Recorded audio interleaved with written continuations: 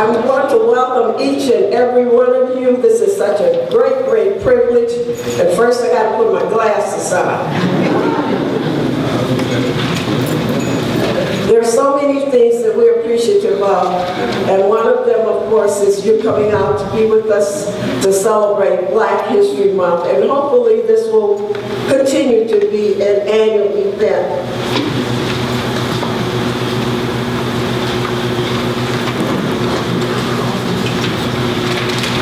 There were a couple of things I wanted to speak to you about. One thing is to say good afternoon, everyone.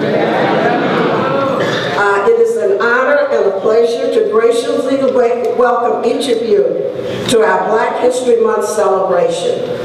Prayerfully, it will become an annual event. We are presently receiving the many blessings of our God and sincerely giving appreciation to Reverend Lewis, including the congregation of New Mount Olive for their hospitality. Is this a beautiful edifice here? Before our video begins and the remainder of our program, there are three thoughts that are embedded in my memory.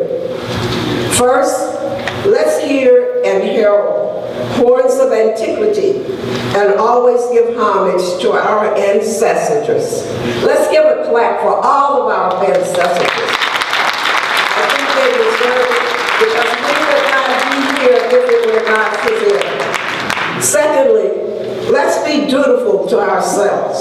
Learn, teach, and lead as positive daily history makers, regardless of your religion or your ethnicity. And thirdly, let's cherish our children with love, compassion, tolerance, and give them the gift of a good future foundation. Let's clap on that. We need to give our children, we need to nourish them, we need to embrace them.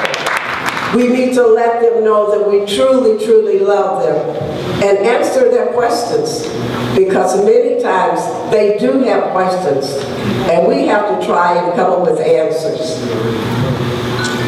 Now, there's other things that I would like to mention to you, and that's, of course, the seating is also open, so if you have any other guests that want to come, they may sit anywhere that they would like to. I'm not going to announce some of our elected officials that are in our presence this evening, and I will do thusly. Gloria Jackson, and for those that didn't indicate what your positions are or what your official status is, I will just read your name. Gloria Johnson, would you be kind enough to just raise your hand? You don't have to stand. Just raise your hand. Thank you. Beverly Anderson. Beverly, I know she's present. Geraldine Harris, and I know she's with the Harvey Library Board. I believe this is Shirley Dewinski, First Ward Alderwoman. Reverend Martin Watt. Yeah. Thank you, thank you. Trustee, I believe it is Robert Fitzgerald Roberts. Thank you. And of course, Annette Whittington is with the District 205 School Board. Corinne Davis is a candidate for representative of the 29th Ward. One of my favorite people, Deborah Sims, who is our county commissioner for the 5th district. Arthur Willis, is that Arthur Willis? Mazurk Irvin, raise your hand, Mazurk. He's with the Harvey Library Board.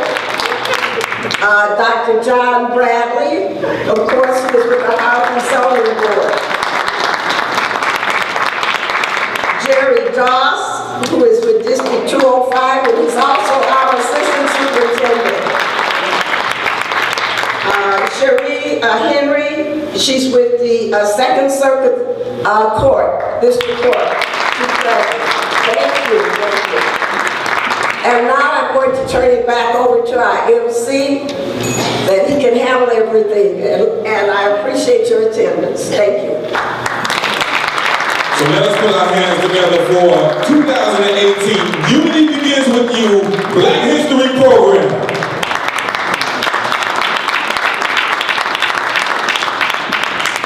To help me bring to the front of the room, Thornton High School alumni, KJ LaVortis.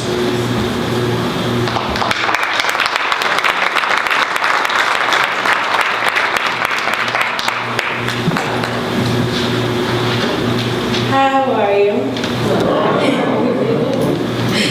All right, this is called Black Ears Only.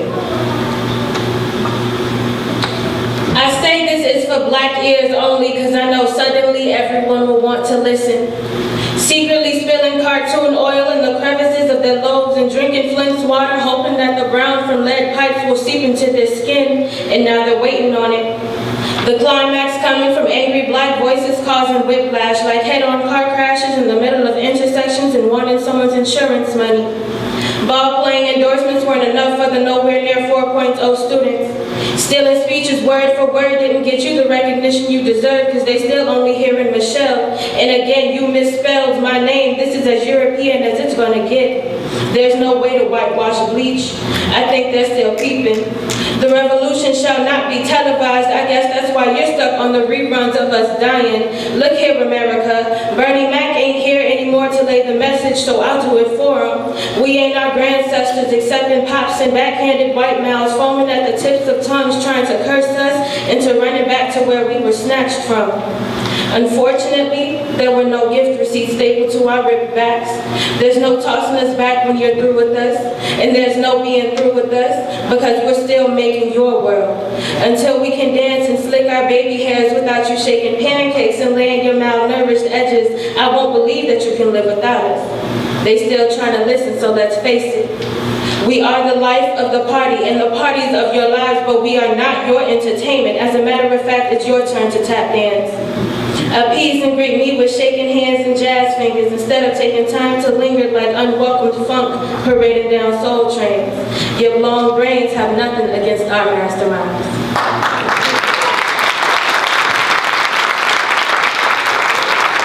Yes, let's give her another round of applause. KJ LaVortis.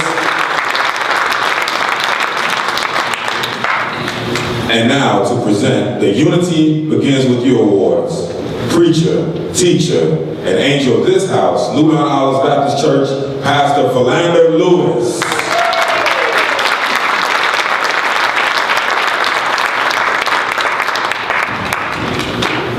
Thank you so much.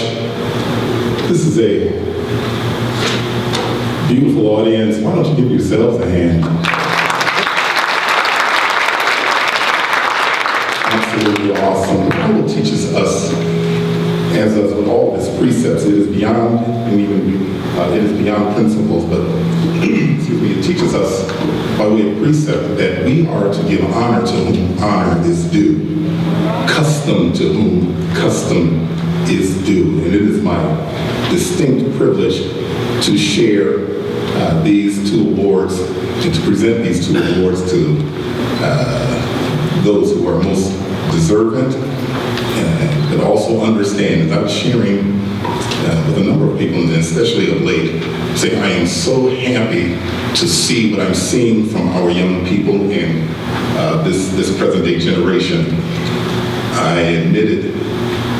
Admittedly so, I was a little bit discouraged and I was a little bit worried just a little while back. And I was kind of scratching my head saying, man, I don't know, God, you're gonna have to do something. You're gonna have to do something and do something in a hurry. But as he's always done, how many of you know, see, God always provides. He always provides. And I'm seeing an energy, I'm seeing an electricity, and I'm seeing something in our youth now that not only gives me comfort, but ought to give you comfort, knowing that our future is in good hands. It's in good hands. It's in good hands. And that's where much of our joy comes from. I share with my wife, and we share that we know that a lot of our reward, of course, it's not going to be tangible. We don't even look for it nearly as much, but we know that a lot of our reward is in seeing the security of our posterity. We see our children, and we see what God is doing through our children. It really comforts us in knowing that it was well worth the sacrifices that we have made.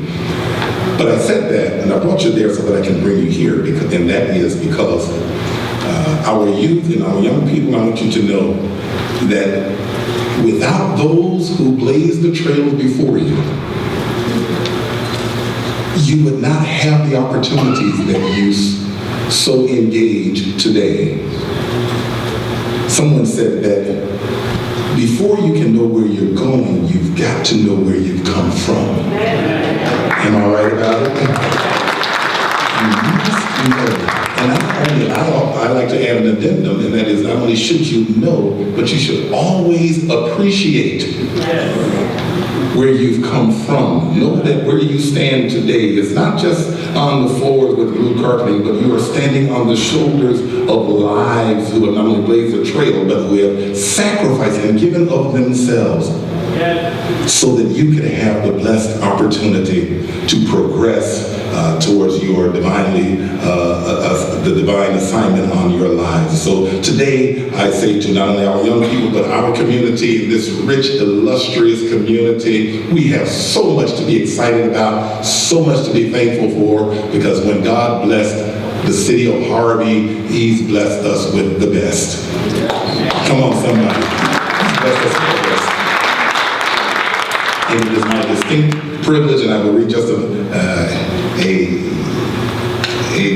bit of a blurb so that we can keep this moving, but I'm going to ask Alderman Clark, and I'm also going to ask State Rep Will Davis, and won't you come and just stand here in front and help me to share in these awards. But our first award, listen here, and I can speak on both of them. Actually, I can speak personally to them. This is our first award, and it goes as thus: the Certificate of Appreciation and Excellence as an outstanding member of the Harvey community. Mrs. Linia Thomas has worked to help others, especially the senior community. Her service, advocacy, and tireless leadership is a true example to all Harvey residents and those throughout the world. We, the Unity Begins With You committee, certainly salute Linia Thomas for her servant leadership. She is not only New Mount Olive's own, but she is Harvey's very own. Put your hands together as we gladly and proudly issue the Certificate of Appreciation and Excellence to our own Mrs. Linia Thomas. Come on, somebody. Won't you come to us? Oh, come on, you can do better than that. This young lady has been working untirely on behalf of our seniors, on behalf of our people, and she does it. God bless you. Amen. Y'all ain't taking a picture without me. And don't nobody else get on my stairs but me. Come back sometime, Lord. Thank you. All right. Come on, let's give her that.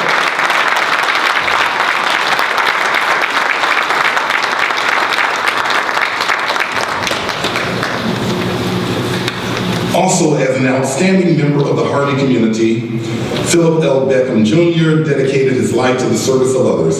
As a businessman, he used his success to benefit our community as a second ward alderman. He advocated for many residents, improving the lives of those in our community. His tireless leadership is a true example to all Harvey residents and those throughout the world. We, the Unity Begins With You committee, salute Philip L. Beckham Jr. for his servant leadership. It does my heart proud to present the certificate of appreciation and excellence.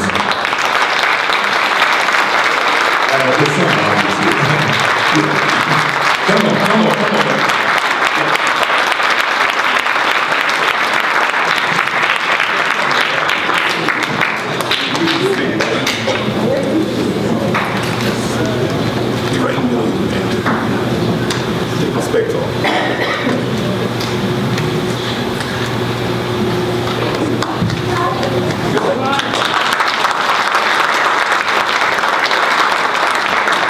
Thank you. Once again, put your hands together and let's give a good God bless you to our recipients.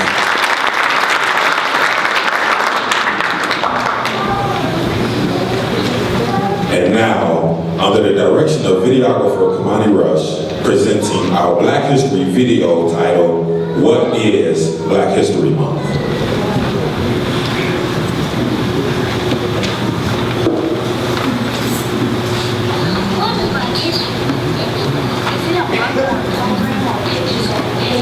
Art on walls or speeches on stages? What is Black History Month? Is it verbal tributes and heartfelt appreciation to people who basically established this nation? What is Black History Month anyway? Is it another reason to eat, sing, or dance? Play music, go to functions, or sit on their hands? What is Black History Month anyway? It is a vision of a man who saw people making history every day. This lyrical, empirical, deliberate discourse is meant to educate, not alienate or isolate, merely explicate. This month is about a nation of people who had to work with less to get more. No keys to the lock, so we knock down. This month is about a pause in time. In February to remember, many Januaries to December, to give respect and reflect on the sweet and the sour and the blatant disrespect. Oh yes, it is no secret that God has brought us from a mighty long way. With scrutinizing eyes, we must accurately analyze the day. Whether you believe it or not, in the new millennium, racism is still very real. If you never experienced it, you don't know how it feels. To walk in a store and no one offers their assistance, living in sitting on porches and eating barbecue at Chicago's limbs. There's more to Black people than R&B and blues, and even what you see on the news. Don't knock me until you try me. Speak to me when you walk by me. Our skin is just kissed by God's radiant sun. Don't like chocolate, but bleeding red like it. We're not maniacs or hypochondriacs. We're brainiacs, just brown like cognac. What's Black History Month anyway? It is a celebration of people who make history every day. When February is over, you must know. Everywhere you go, you will meet the mystery of Black history. Frederick L. Jones invented the air conditioning unit. That's Black history. L.R. Johnson invented the floating bicycle frame. That's Black history. G.T. Simpson invented the clothes frame. That's Black history. S.R. Scranton invented the curtain rod. That's Black. We have Randall Watson on the trumpet. We have Royce Harrington on the trombone. And we have Irvin Pierce, our tenor sax. And we have Isaiah Curry on the drums, Rick Hopkins on the piano, and our bass player, Runir Brooks. Let's give them another hand.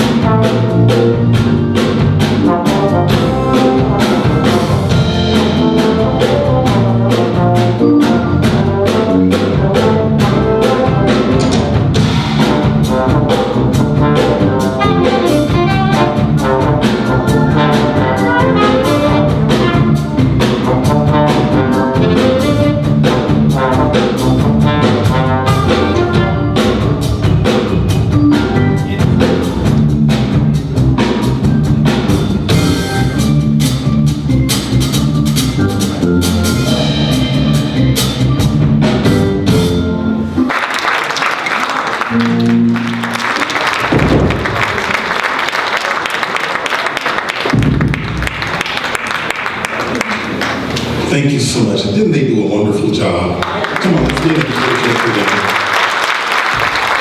You can do better than that. Let's give a good encouragement to these young people.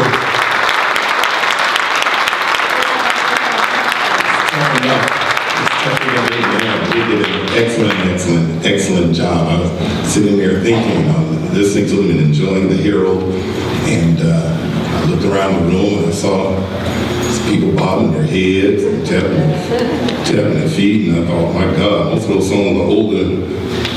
They were written and produced before they were even born. And I saw some people tapping their feet, and I said, oh my goodness, if they go any longer, it's going to turn this into a basement party. Oh, come on, y'all remember that, don't you? Amen. So Sam, you remember quarter parties, and we had quarter party be more like $25 right about now. But, amen. If you didn't go to the quarter parties, I mean, y'all remember the quarter parties and we're down in the basement, had the black light going, show all the lint in your hair. Okay, I mean, y'all remember going to the stepper set? Okay, they call it, amen, they call it stepping. Now, back in the day, preacher, you remember, we called it bopping. Yeah, I saw y'all. You were bopping, and you had a bop according to the streets. Amen. You had 79th Street bop. You had 47th Street bop. All right. Oh yeah, I saw it. It took me back to that. I mean, okay, if it wasn't a bop and if it wasn't a quarter party, how many of y'all remember waistline parties? All right, I'll keep going. I'll get all up in y'all Kool-Aid. But they did a wonderful job. Once again, let's put our hands together.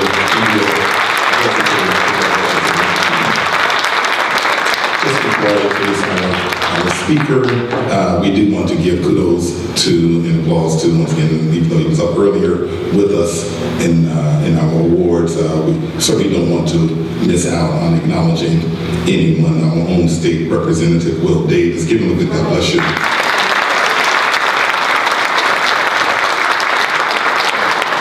My good friend and my brother of a number of years, one of the most intelligent men I've ever had the privilege of knowing in our paths have crossed. Let's give a good God bless you for the former mayor of Harvey, my good friend, Brother David Johnson.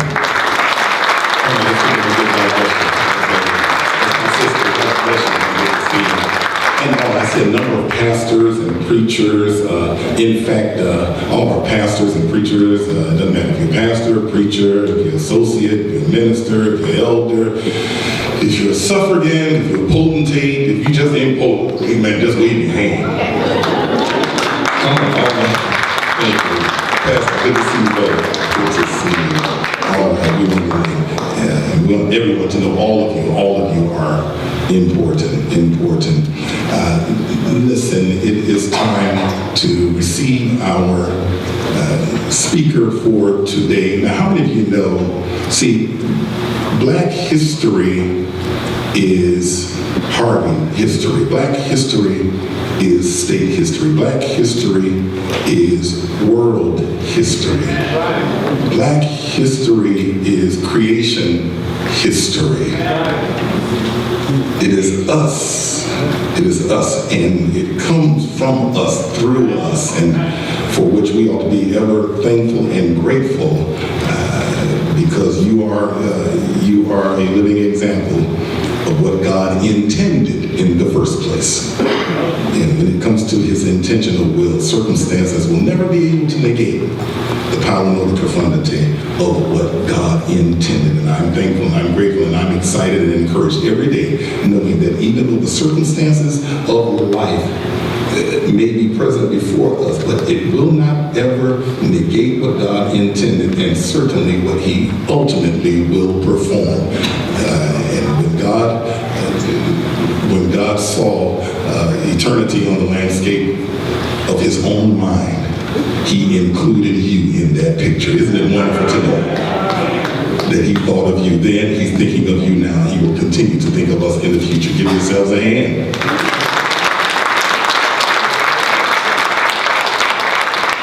As I encourage our people this morning and over the years, one of the things that we do here is that we implore people to not just read history, not just read Black history, but let's write it, let's create history.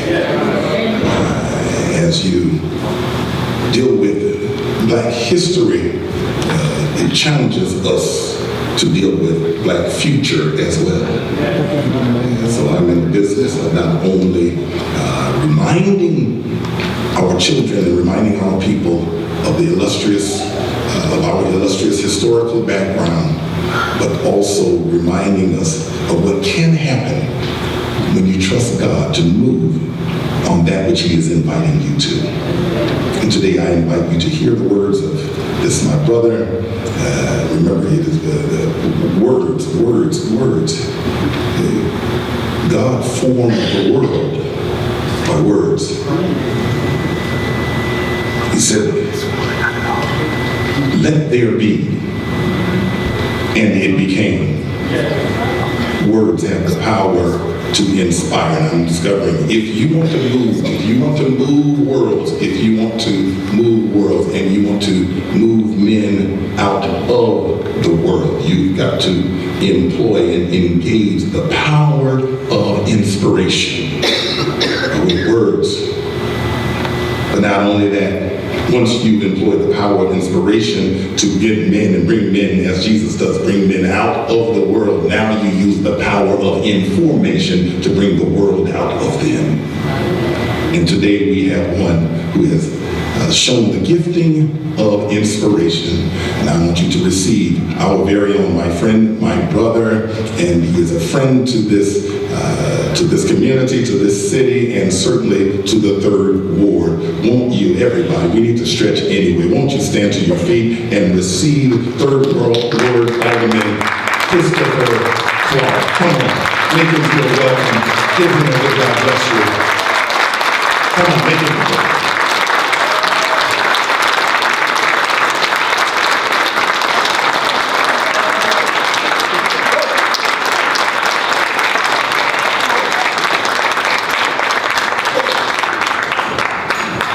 Good afternoon, everyone. I got a few housekeeping things that I have to take care of first, because I didn't hear it. Did we sing today? Did we say, lift every voice and sing? We sang it? See, I'm not sure. See, now I got to take a survey. And I see some people over here saying we did not sing it. And some people saying we sang, lift every voice and sing. Okay. Well, I'm gonna leave that one alone. Maybe I'll sing a few bars later, but what I was really hoping to get out of the band was a little Prince. Everybody knows how I like Prince, and I was hoping to hear a little bit of him, but the band did a fantastic job, so please give it up for me one more time. And of course, the illustrious Pastor Philander Lewis for introducing me for welcoming me to their home. I want to make sure that I say that I thank you very much.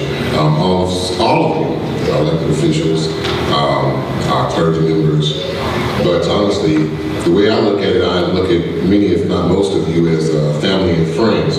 Oh, by the way, speaking of family, there's 9 over there. So, my daughters, stand up babies. No, stand up babies.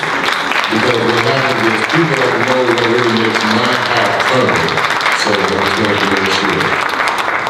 I know I probably embarrassed you, but I'm sorry. That's what parents do. You'll find out at some point in time that is what we do because we are so proud of our children. And I'm extremely, extremely blessed and grateful to have mine. I'm so proud of them. So I'm not going to keep you that long, I hope. But I did want to talk to you about a few things, if you don't mind. This, of course, being Black History Month and us celebrating Black history, I wanted us to reflect a little bit on Black people in particular, this nation and how black people have impacted and contributed to the betterment of this nation. Now, there's ways to go about looking at black history. And as a black man, I will say that I've seen a variety of ways, but there are two that kind of hit me the most. One is where you look at black history from the aspect of suffering. How much black people have gone through. And so, as I was growing up, I heard song after song after song about how we went through this and went through that, and it was that kind of thing, always that type of music, because music always played a very big part in black people's lives and in black history. Can I get an amen on that? Okay, so what happens at the end of the day is you hear about the suffering.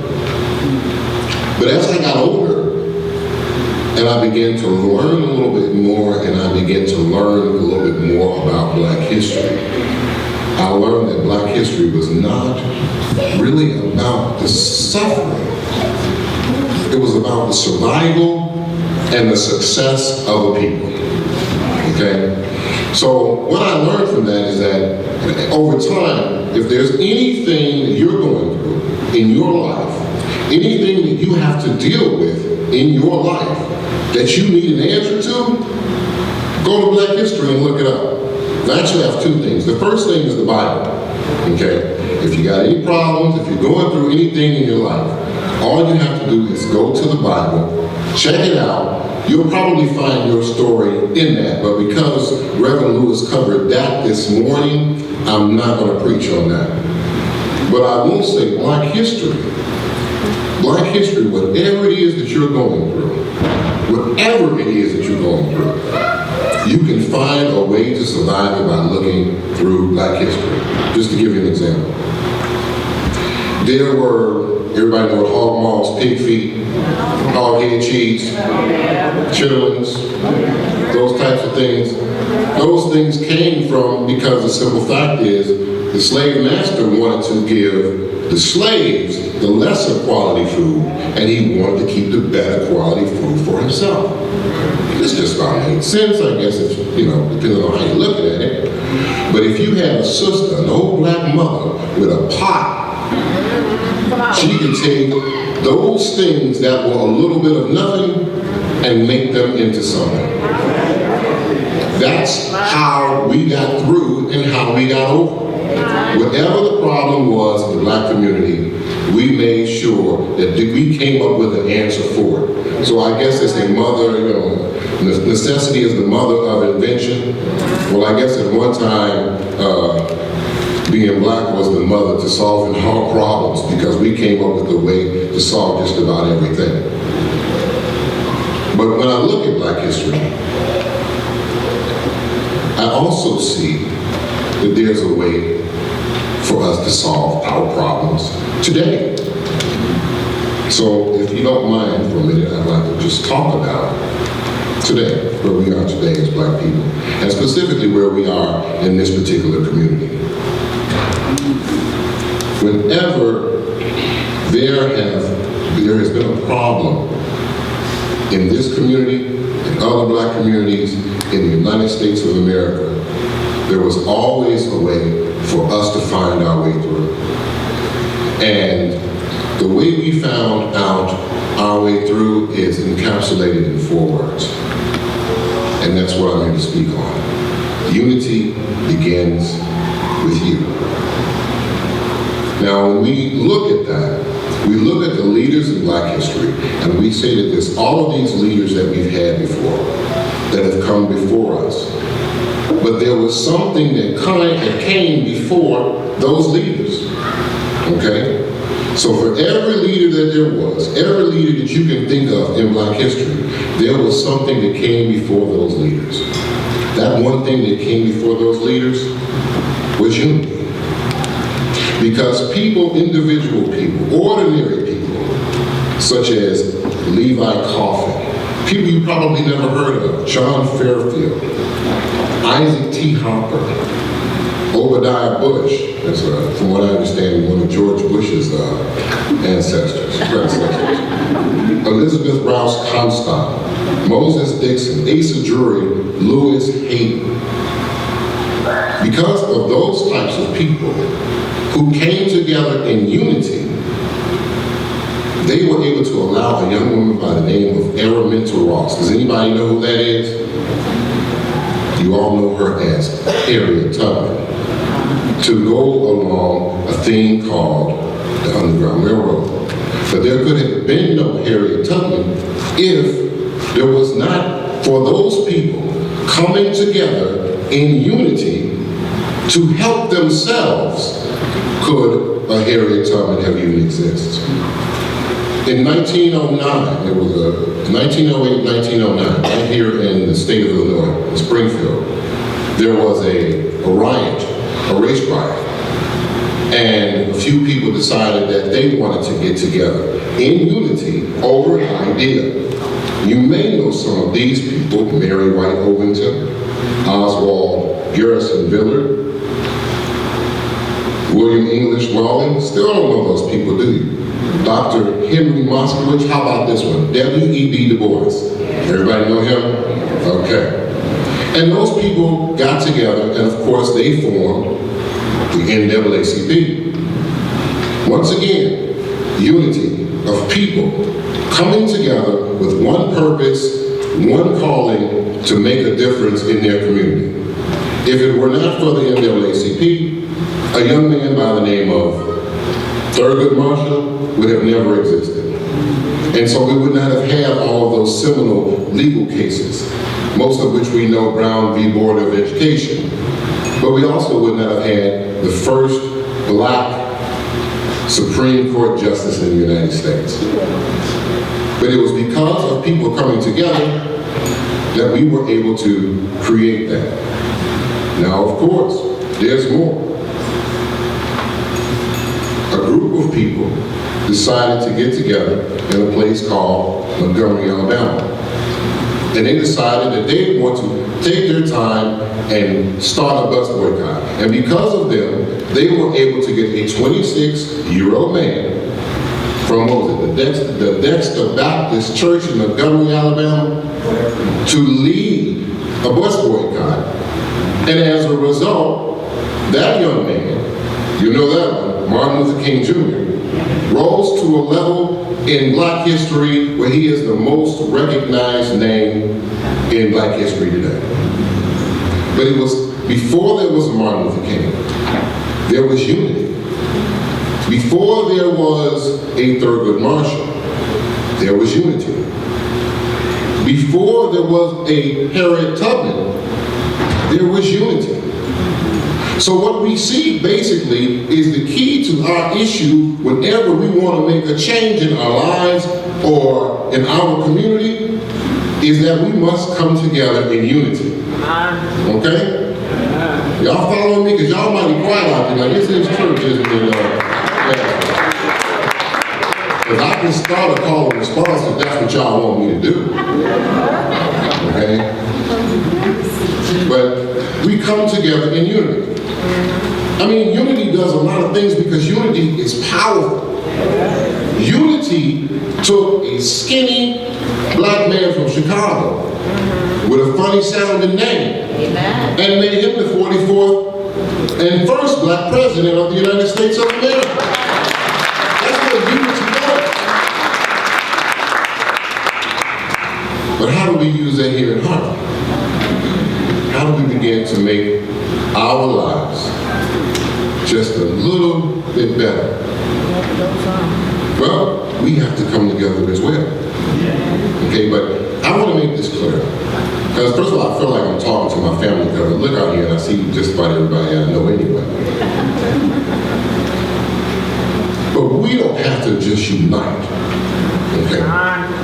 We have to unite behind what is right. And that's our key goal and our key issue as we move forward.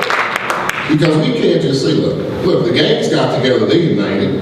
That's not quite what I'm talking about. You know what I'm saying? The drug dealers get together, they unite. That's not quite what I'm talking about. You know, seems like for some odd reason, it seems easier, I don't know, Pastor, but it seems easier for people to unite on some of the most despicable things, but they can't get together for the things that's right, that's going to better their community.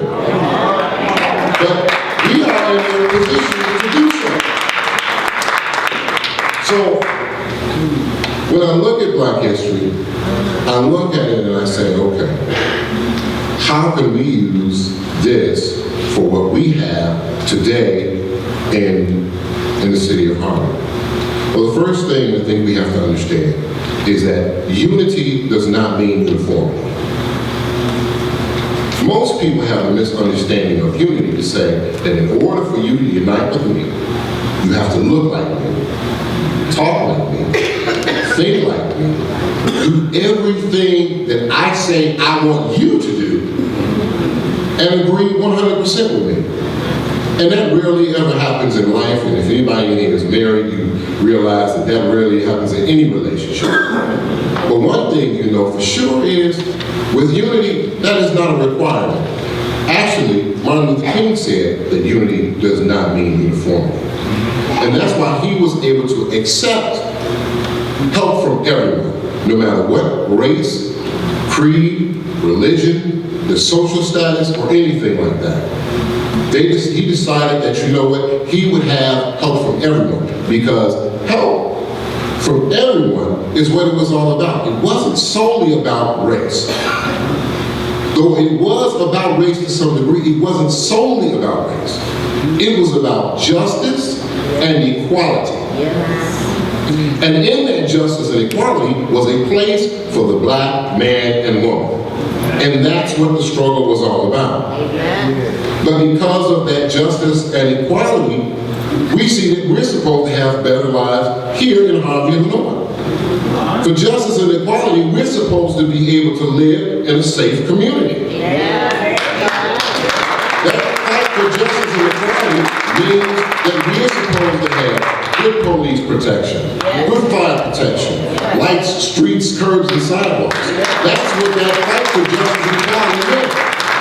It meant that everything that the community had that was affluent over there, we should be able to have right here. Every single thing that we have. We are not the historical stepchildren, okay? We are the historical leaders. But we have to recognize that in unity. And so when we come together in unity, unity says, remember, unity begins with you. But that you, when we put that together with somebody else, that becomes us. Okay? And then we take that us and we get together with someone else, that becomes we. And then we take that we and we put it with someone else and it becomes our. And that's the thing we have to get to. It is ours. This is our land. This is our community. These are our lives. You are our neighbors. We are our friends. Everyone needs to learn to embrace each other in love, decency, and respect and kindness and unity. And we can go forward as a community. It is because of unity that some senior citizens from our community got up one morning and decided to go downtown Chicago to visit the courthouse. Y'all know who I'm talking about for those who in here to win. Because they wanted to let the courts know that we wanted a water receiver. And so they wanted the courts to know that at least somebody cares about Harvey. It's because of unity.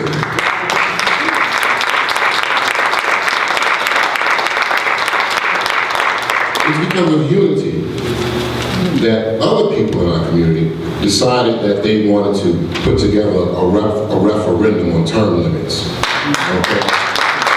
And because they got out and they walked and they went door to door They were able to bring out 85% of the vote and make a change in our community 4 terms. And for those people somewhere in this room, remember,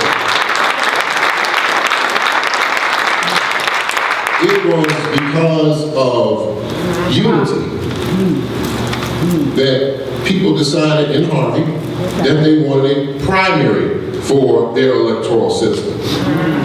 See, unity does a lot of things.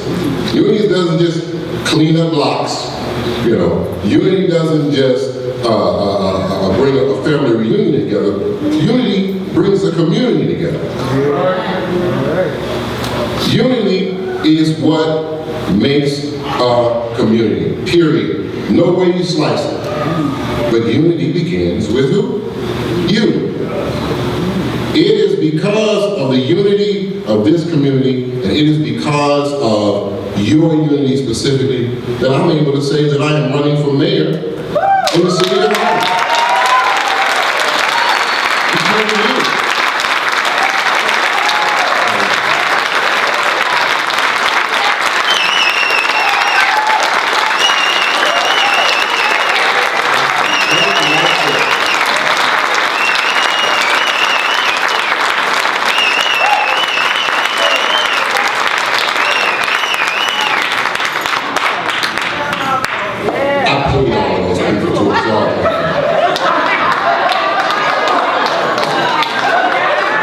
Pick up the checks afterwards.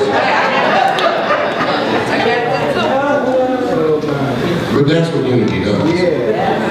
Now, I'll end with this. Because see, now we understand what unity can do. Unity is a powerful thing. But as you go out in the world and you decide that you want to spread the message of unity, there are going to be some people who are going to say, oh, no. You can't do that. You can't be unified. We've heard of that before. We tried it before with so-and-so. Y'all know so-and-so, right? We tried it before with them. They tried it before. Well, I say to those people, look, you have not been paying attention, obviously, to Black history. You have not paid attention to Harriet Tubman. You have not paid attention to Thurgood Marshall. You have not paid attention to Martin Luther King Jr., Barack Obama. You have not paid attention to the Black people right here in the community of Harvard. Now, this is where I go off script when I start to testify, but let me tell you something.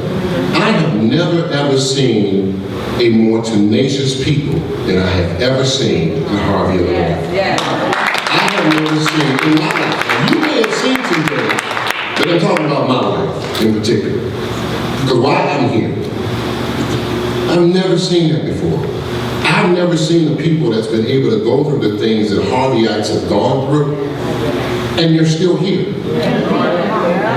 And they're smiling, and they're happy, and they understand that this is our community, and they won't give it up. I'm looking at one right here, I'm looking at another one there, I'm looking at another one over here. Come on, y'all.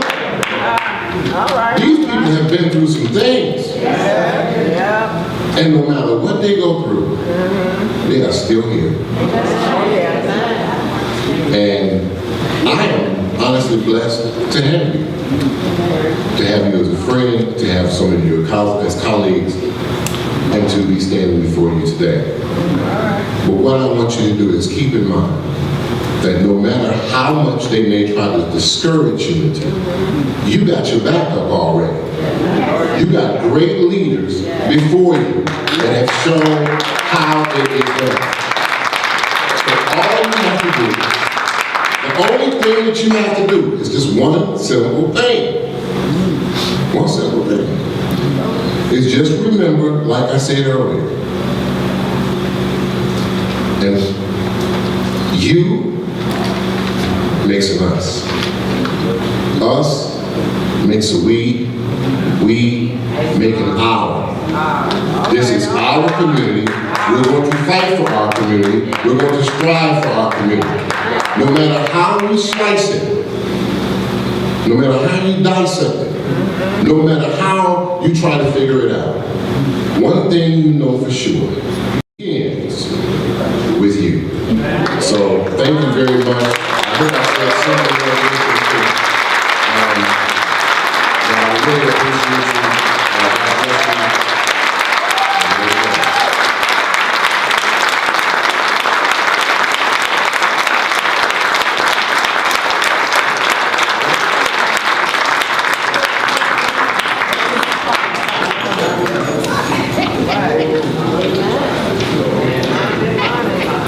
Unity begins with you. Let's give our keynote speaker, Third Ward Alderman, and our next mayor of Harvard, Mr. David Clark. Another round of applause.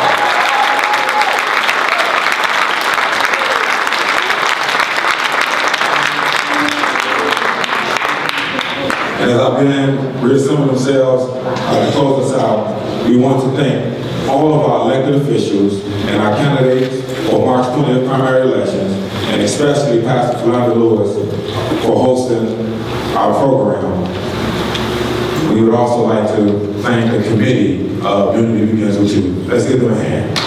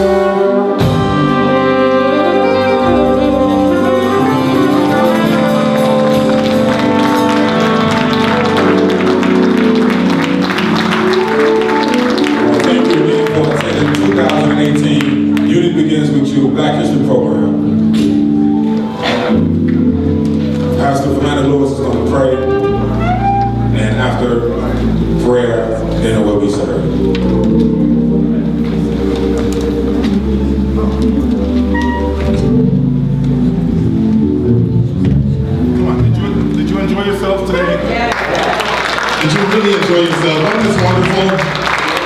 Absolutely wonderful. Praise be to God. A couple of things here. Thank you for coming. Wow. That's all I can say is wow. Absolutely wonderful. This is a great, wonderful community, and we deserve the best of the best. Am I right about it? Now, it is listed on there, on your programs, and it says, lift every voice and sing. Now, they've played it twice, and time won't allow us to go through it, but you all do know that that song was originally entitled the Negro National Anthem. Am I right about it? It's the Negro National Anthem. I just believe now, we won't do it now, but this is my home, man, so good to see you. So good to see you. But if we can be forced to learn America's national anthem, come on somebody.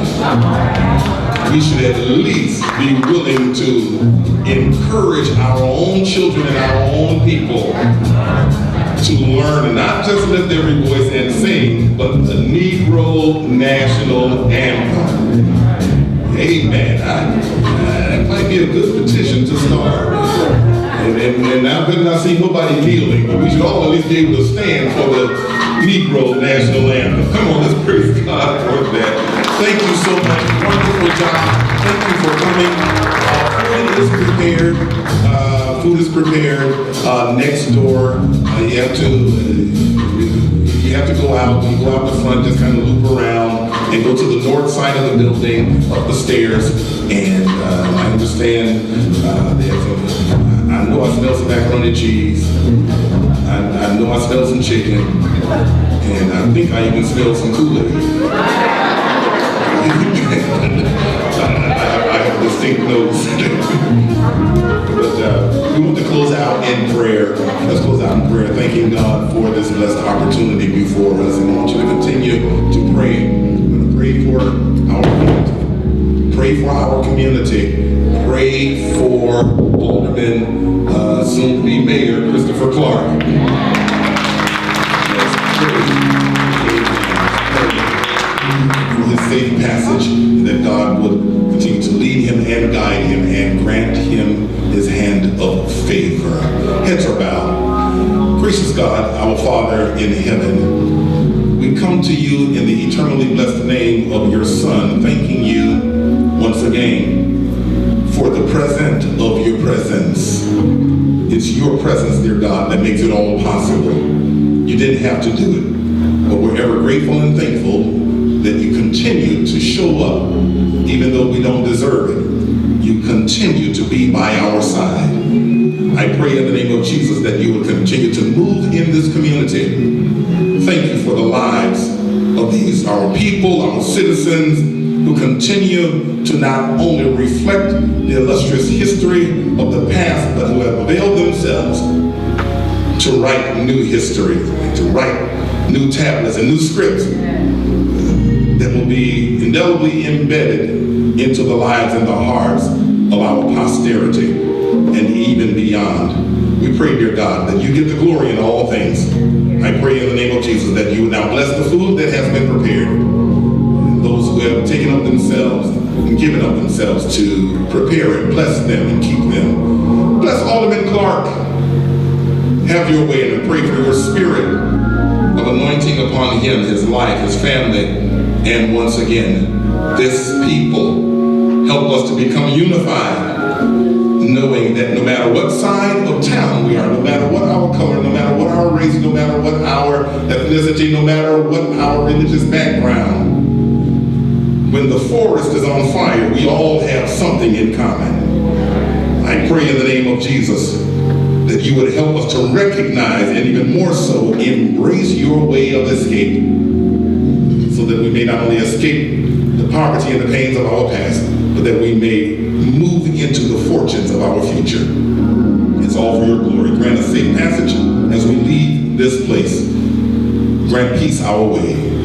We ask this in the blessed name of your darling Son forevermore. Grant us blessing. us in benediction. In Jesus' name.